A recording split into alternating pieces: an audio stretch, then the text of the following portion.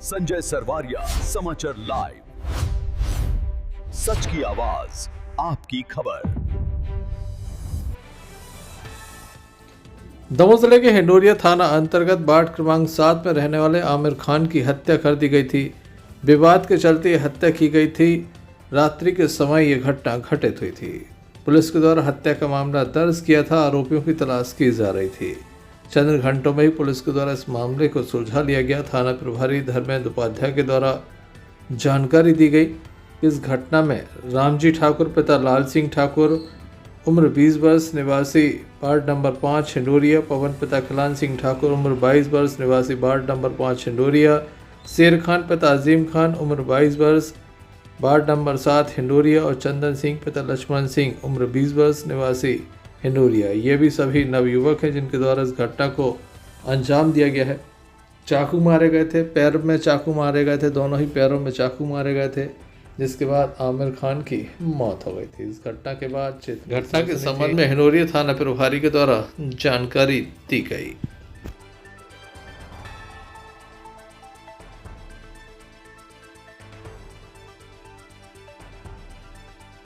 क्या मामला है, क्या घटना घटी है और किस उद्देश्य क्या कारण है जो ये घटना घटी है?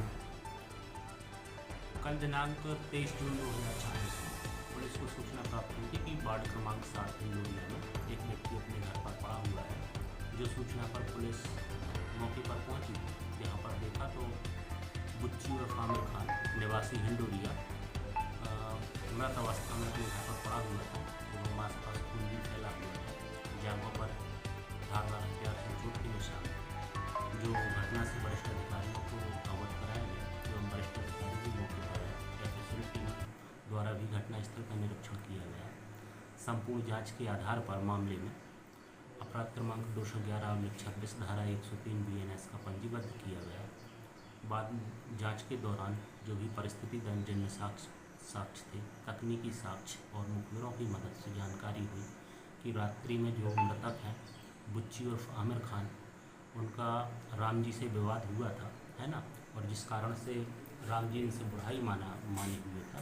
जो राम जी द्वारा अपने साथी पवन सिंह, शेर खान एवं चंदन सिंह के साथ इनको मारने का प्लान बनाया गया और रात्रि में करीब 1 बजे जाकर राम जी द्वारा चाकू से इसको मृतक आमिर खान को चोटें पहुंचाई गई, जिनसे उसकी मृत्यु हुई। जो मामले के चारों आरोपियों को गिरफ्तार कर लिया गया है एवं उनसे जो घटना में जब प्रयुक्त चाकू था, मोटरसाइकिल थी और जो शर्ट थी और मोबाइल था, उनको जब्त किया गया है और चारों आरोपी गणों को माननीय न्यायालय में पेश किया जा रहा है। सर, क्या विवाद था जो इन लोगों पे इतनी बड़ी घटना को अंजाम दिया? जो मृतक हैं और जो आरोपी पक्ष है, इसमें रामजी ठाकुर और इसके साथी पवन और शेर खान आपराधिक किस्म के व्यक्ति हैं और इनके बीच रात में विवाद हुआ था, पुरानी बुराई भी चल रही थी। और जो मृतक है बुच्ची खान, उसके द्वारा जो इसके मामले का आरोपी है राम जी, इसको 2-3 थप्पड़ मारे गए थे, जिस कारण से वो बुराई माने बैठा था। वहीं इस हत्या के मामले को लेकर एक सनसनीखेज खुलासा किया गया।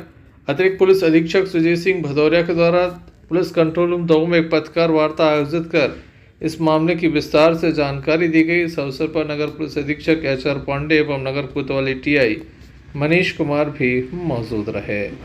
कल दिन में ये सूचना मिली थी कि एक मृत व्यक्ति अपने हिंडोरिया कस्बे में अपने घर पर मृत स्थिति में मिला हुआ है, उसके शरीर पर गंभीर घाव हैं। इस पर तत्काल TI मौके पर पहुंचे थे और FSL की टीम भी बुलाई गई थी। SP सभी मौके पर गए थे। उसमें तत्काल गंभीरता से टीम गठित करके प्रयास किए गए थे। तो उसकी पहचान, जो व्यक्ति की पहचान हुई, आमिर खान और बुच्ची के रूप में हुई थी। थाना हिंडोरिया में गुंडा लिस्ट में लिस्टेड था। उसकी हत्या करने पर जो उसके मिलजुल वाले लोग थे, उनकी तस्दीक की गई, उनसे पूछताछ की गई। ये निकल के आया कि दिनांक 22 तारीख को जो मृतक है उसका और अन्य 4 लोगों का कोई विवाद हुआ था। उसमें एक व्यक्ति रामजी ठाकुर को उसने थप्पड़ मारा था। उस पर से थप्पड़ के विवाद पर से रामजी ठाकुर, पवन ठाकुर, शेर खान और चंदन सिंह, इन चारों लोगों ने मिलकर, इसमें मुख्य आरोपी है वो रामजी ठाकुर है, उसके द्वारा चाकू मारकर गंभीर घाव कारित करके जांघ की दोनों जांघों पर गंभीर घाव कारित करके हत्या करना पाया गया है। चारों आरोपियों को पुलिस ने कल ही पुलिस अपेक्षा में ले लिया है, उनसे पूछताछ करके आज की कार्रवाई की जा रही है, गिरफ्तारी करके न्यायालय में पेश करेंगे। इसमें केवल छोटा सा विवाद था, थप्पड़ मारने का विवाद था, उस पर से गंभीर घटना घटित की गई है। इसमें जो मृतक है वो गुंडा लिस्ट में पुलिस में हिलोरिया में उसका नाम है, और प्लस जो आरोपी है, मुख्य आरोपी रामजी ठाकुर, वो हमारे यहाँ HS लिस्ट में, हिलोरिया की HS लिस्ट में शामिल है। इस विवाद पर तत्काल इसमें पुलिस टीम ने घेराबंदी करके 4 आरोपियों को पकड़ा है। पूछताछ करके इसमें जो चाकू है वो जब्त किया गया है, मोटरसाइकिल जब्त हुई है और उसमें आगे की कार्रवाई की जा रही है। सर, इसमें ये जो मृतक है इसकी हत्या घर के अंदर हुई थी या बाहर? नहीं, इसमें जो रक्त है वो घर के बाहर भी मिला है, और मुख्य जो घटनास्थल है वो समझ में आ रहा है कि अंदर बहुत रक्त पड़ा हुआ है। FSL अधिकारी ने इसमें घटनास्थल निरीक्षण किया है, अभी पूरा बारीकी से अनुसंधान करके इसमें आगे के तथ्यों पर साक्ष्य एकत्रित करेंगे। सर, जैसा आप बता रहे हैं कि ये गुंडा लिस्ट में है, निगरानी शुदा बदमाश है, तो उसी तारीख को आपकी कॉम्बिंग गश्त भी चल रही थी, तो इसकी निगरानी हुई थी आपकी पुलिस? नहीं, अभी जो कल इस बात को लेकर SP सर ने भी पूछताछ की थी, उसमें ये व्यक्ति शायद मौके पर नहीं मिला था, ऐसा TI कहना है। जो रोजनामा रिपोर्ट डाली जाती है गुंडा HS चेकिंग की, उसमें इसका नाम नहीं था। सर, केवल यही वजह थी या बताया जा रहा है कि वर्चस्व की लड़ाई भी चल रही थी किसी? अभी जो पूछताछ में आरोपियों से पूछताछ में जो निकल के आया है वो छोटा सा मारपीट का विवाद है जो एक दिन पहले घटित हुआ है, उस पर से ही विवाद सामने आया है। और अन्य कुछ होगा तो पुलिस रिमांड लेकर उसमें आरोपियों से और विस्तृत अनुसंधान करके पूछताछ करके इसमें आगे की कार्रवाई करेंगे।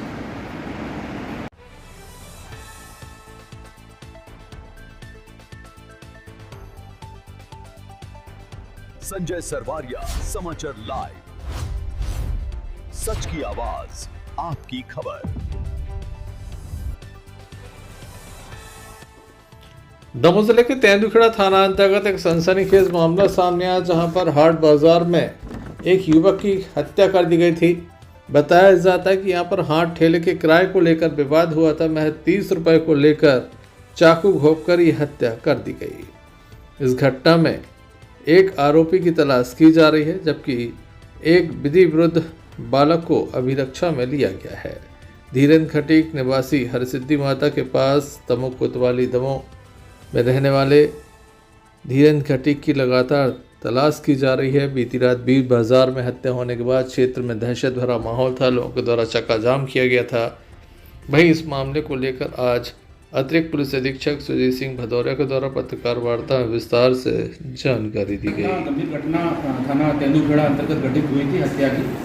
उसमें जानकारी मिली थी कि रात में 9 बजे के आसपास एक व्यक्ति की जो फल बाजार होता है, सब्जी बाजार होता है, वहाँ हत्या कारित की गई है। उस पर तत्काल थाना प्रभारी SDOP और 2 अन्य थानों का बल मौके पर पहुँचा था। वहाँ एजिटेशन भी कुछ हुआ था। उसमें उस व्यक्ति की जो पहचान है, मृतक की जो पहचान है, वो अतुल अहरवार निवासी वार्ड क्रमांक 5 तेंदुखेड़ा के रूप में हुई। उस पर से तत्काल उसमें पूछताछ की गई। सब्जी जो फल बेचते हैं उन लोगों से पूछताछ की गई, तो इसमें एक विधि विरुद्ध बाल अपचारी के रूप में उसकी पहचान हुई है। मात्र 14 साल उसकी उम्र है। नाम पहचान उजागर करना सही नहीं है। उसकी पहचान मुख्य आरोपी के रूप में हुई है। इसमें मात्र 30 रुपये का विवाद था। ये व्यक्ति जो मृतक है, ये ठेले अपने किराए पे दिया था। ये भी छोटा सा व्यापार करता है, कपड़े बेचता है ठेले पे रख के। इसने 2 ठेले किराए पे लिए थे और इन लोगों को दिए थे। तो वो ठेले का किराया मांगने 50 रुपये गया था, उसमें 20 रुपये उसने दे दिए थे। 30 रुपये का कुछ विवाद था, तो उस पर तत्काल आवेश में आकर उस विधि विरुद्ध बालक द्वारा जो वहाँ सब्जी फल काटने के चाकू रखा रहता है, उस चाकू से उसको वार करके उसकी हत्या कारित की गई है। कल रात में ही उसको पुलिस अपेक्षा में लिया गया है। आगे की इसमें कार्रवाई की जा रही है। इसमें एक अन्य आरोपी भी है, धीरेन्द्र खटीक, वो भी फरार है। उसके लिए टीम लगी हुई है। उसको शीघ्र ही गिरफ्तार करके आगे की कार्रवाई की जाए। ये निवासी कोतवाली हरसिद्धि माता मंदिर के दोनों रहने वाले हैं, जो वहाँ तेंदुखेड़ा में जो हाट लगता है, वीकली जो हाट लगता है, वहाँ फल बेचने का काम करते हैं, वहीं जाते हैं। और जो मृतक है उससे इन्होंने हाथ ठेला किराए पे ले रखा है। उस किराए को लेके 30 रुपये का कुछ विवाद सामने आया है। जो किराया उसने दिया है, 20 रुपये कुछ दिए, फेंक के दिए हैं, उस पर से गुस्सा हो गया। इस पर वाद विवाद हुआ और तत्काल आवेश में आकर ये हत्या कारित की गई। सर, काफ़ी देर तक वहाँ प्रदर्शन भी हुआ है, स्थानीय लोगों ने इसका घटना का विरोध भी किया। बिल्कुल, वहाँ हुआ था। मौके पर 3-4 थानों की टीम भी भेजी गई थी। उन लोगों ने एजिटेशन किया था कि आरोपी तत्काल गिरफ्तार की जाए, तत्काल FIR की जाए। तो तत्काल उनकी बातों पर से वहाँ टीम गठित की गई। आरोपी कहाँ भागे, इस पर से टीमों के द्वारा कार्रवाई करके इसमें अपेक्षा में लेकर आगे की कार्रवाई की जाए।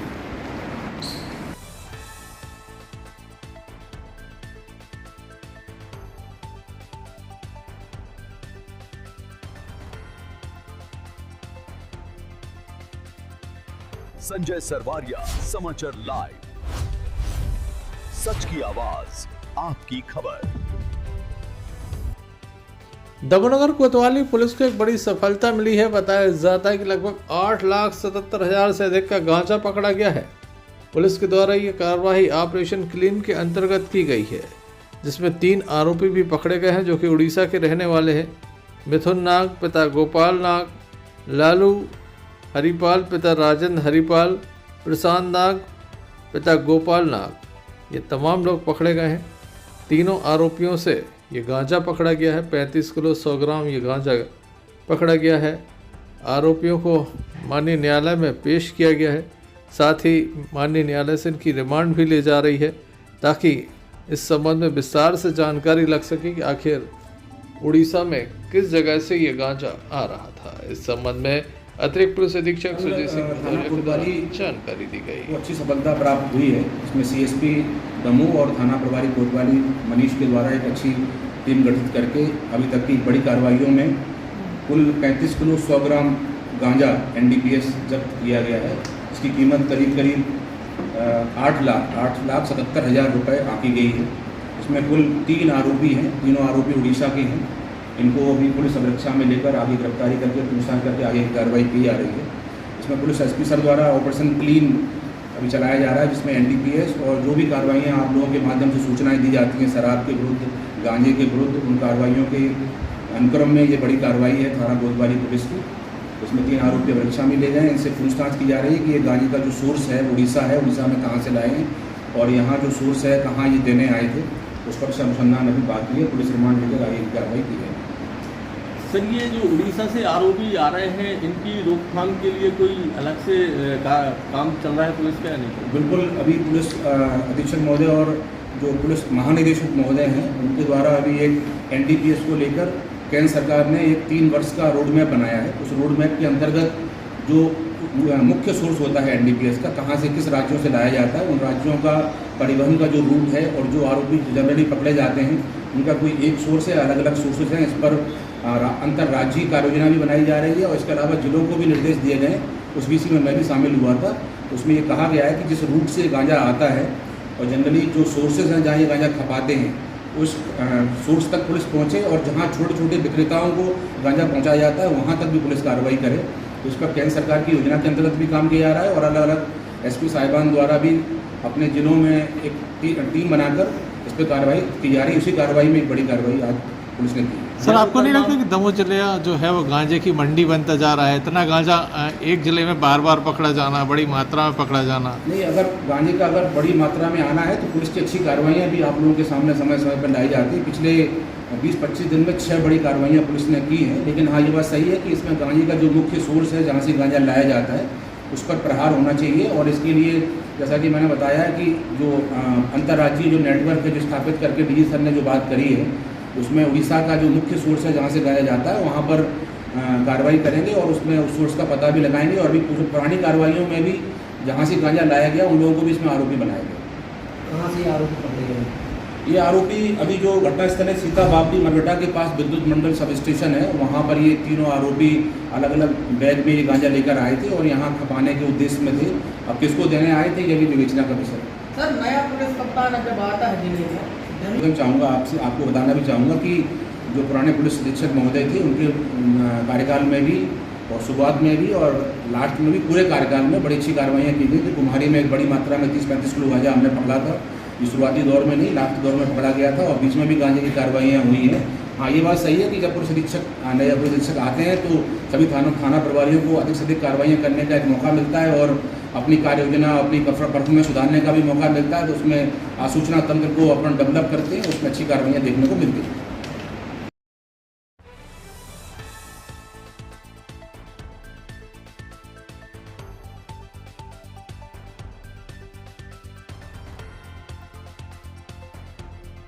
संजय सरवारिया, समाचार लाइव। सच की आवाज, आपकी खबर।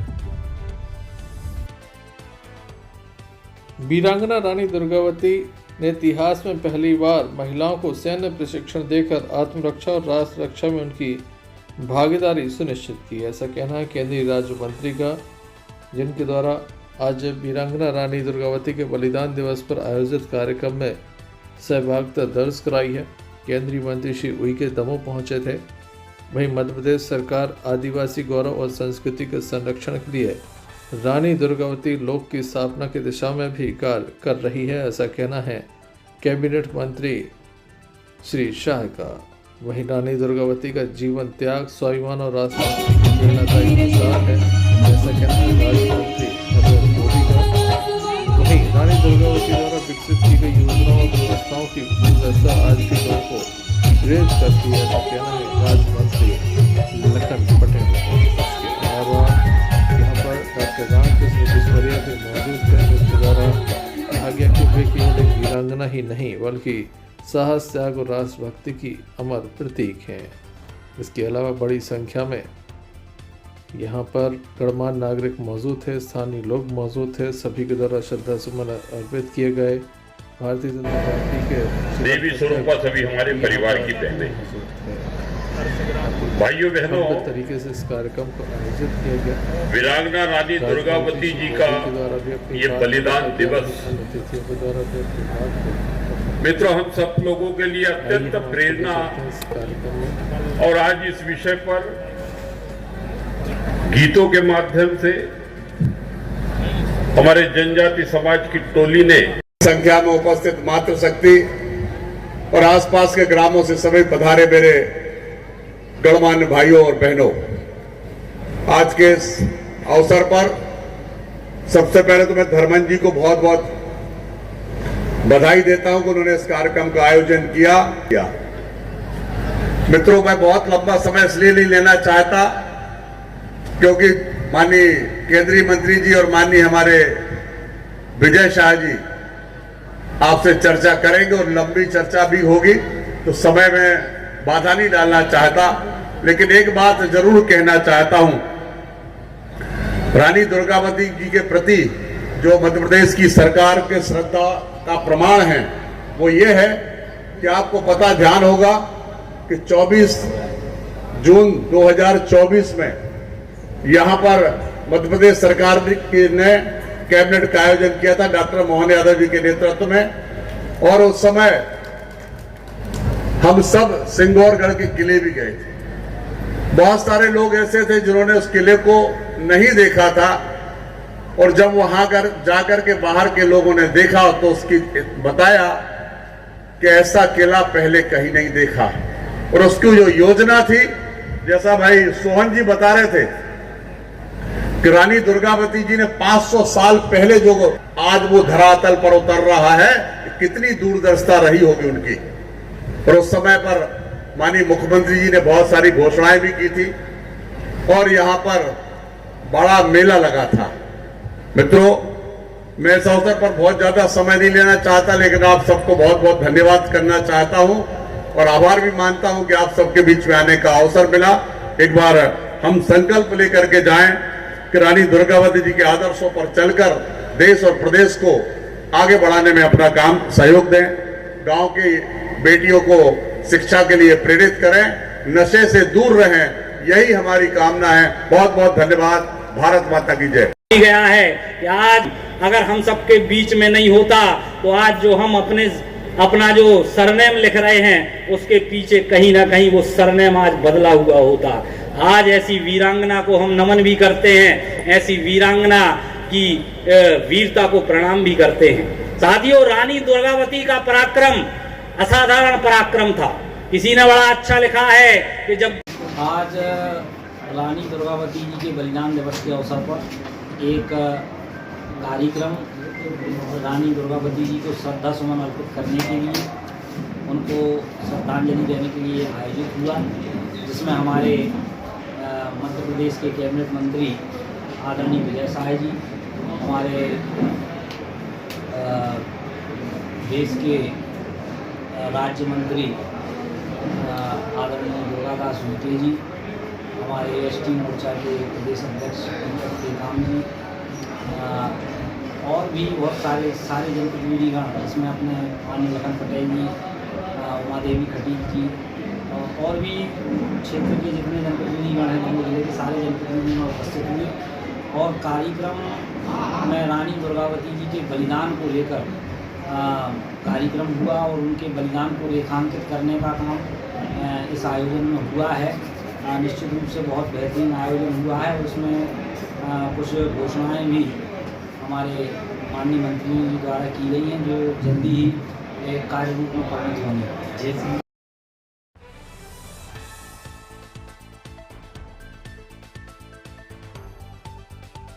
संजय सरवारिया, समाचार लाइव, सच की आवाज, आपकी खबर। देश भर में सबसे अधिक चर्चाओं का विषय इस समय मध्य प्रदेश के मुख्यमंत्री हैं। एक अखबार के पत्रकार के द्वारा कुछ खुलासा किया गया और इसके बाद एक ताबड़तोड़ प्रेस कॉन्फ्रेंस कांग्रेस के द्वारा की गई और आरोप लगाया गया कि प्रदेश के मुख्यमंत्री के द्वारा मुख्यमंत्री बनने के बाद काफ़ी ज़मीनें खरीदी गई हैं, उनके परिवार ने बेहिसाब संपत्ति खरीदी है। इसको लेकर लगातार प्रेस कॉन्फ्रेंस की जा रही है। वहीं कांग्रेस के प्रदेश अध्यक्ष द्वारा दिल्ली में भी एक प्रेस कॉन्फ्रेंस की गई। इन तमाम आरोपों को लेकर आज मंत्री लखन पटेल मुख्यमंत्री डॉक्टर मोहन यादव के बचाव में खुलकर सामने आए। उनके द्वारा एक पत्रकार वार्ता अपने निज निवास पर आयोजित की और मीडिया के द्वारा पूछे गए सवालों के जहां जवाब दिए तो वहीं अपनी ओर से मुख्यमंत्री के बचाव में अपनी बात रखी। आइए आपको सुनाते हैं। संबंध में प्रेस कॉन्फ्रेंस आयोजित की। कल 23 जून 2026 को एक इंडियन एक्सप्रेस और कुछ कांग्रेस के पदाधिकारियों ने एक प्रेस कॉन्फ्रेंस की और उस प्रेस कॉन्फ्रेंस का टोटल लब्बो-लबाब जो था वो हमारे यशस्वी मुख्यमंत्री डॉक्टर मोहन यादव जी जो पिछड़ा वर्ग से आते हैं उनकी छवि खराब करने का। और मैं आपके माध्यम से जनता को भी बताना चाहता हूँ, बहुत सारी चीज़ें उन्होंने आरोप लगाए हैं जो आरोप मतलब उन्हें ये नहीं कहा कि ये ऐसा घोटाला हुआ ये हुआ, उन्हें ये कहा कि ये ज़मीन खरीदी गई। तो मैं उसके बारे में आपको बताना चाहूँ। डॉक्टर मोहन यादव जी जब 2023 में अपना नामांकन दाखिल किया उस समय जितनी ज़मीन ने लगभग 17.967 एकड़ भूमि थी, वही भूमि आज तक भी उनके पास है, उनकी कोई बढ़ोतरी नहीं हुई।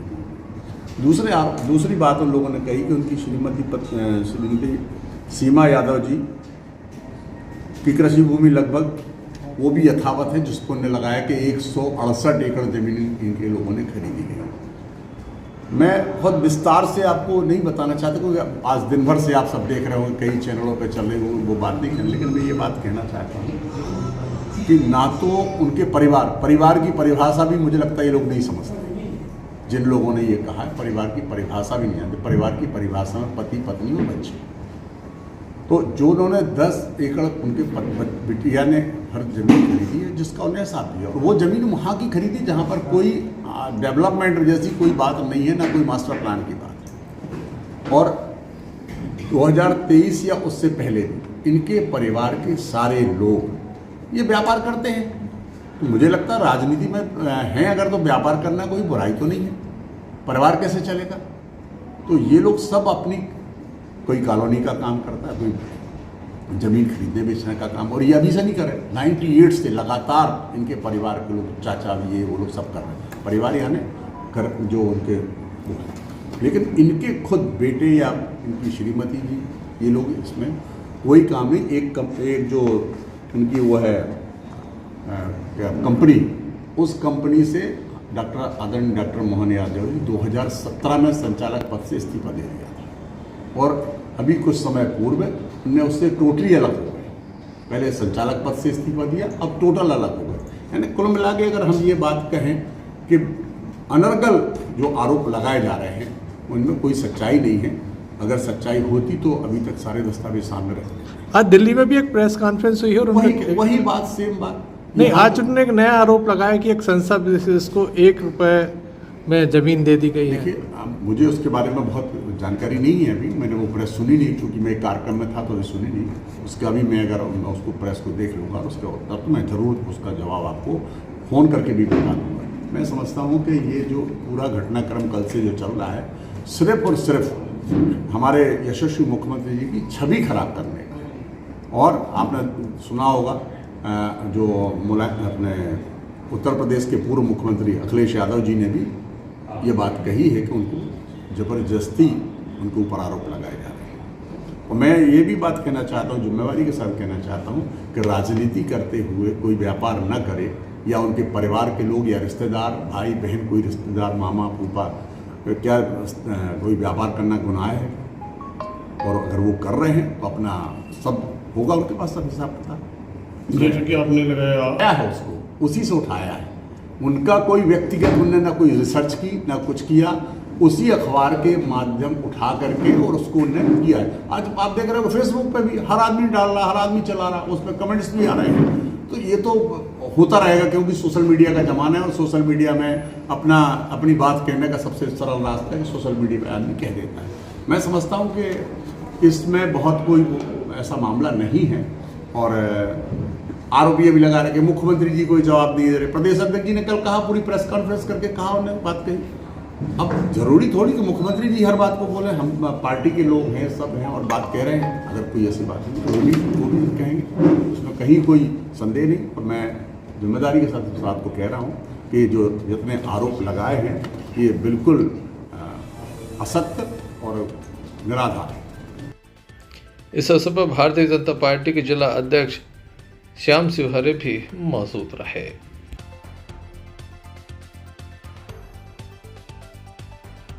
संजय सरवारिया, समाचार लाइव, सच की आवाज, आपकी खबर।